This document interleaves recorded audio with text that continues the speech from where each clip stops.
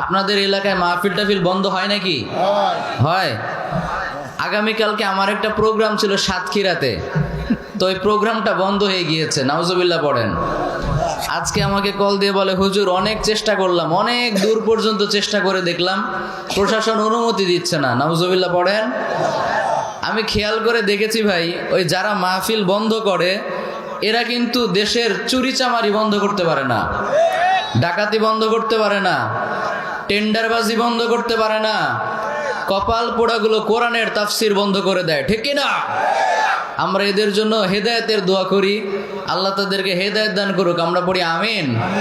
আর কপালে যদি হেদায়েত না থাকে, এই ধরনের জালেমকে আল্লাহ বাংলার জমিন থেকে সরিয়ে দিক, আমরা পড়ি আমিন।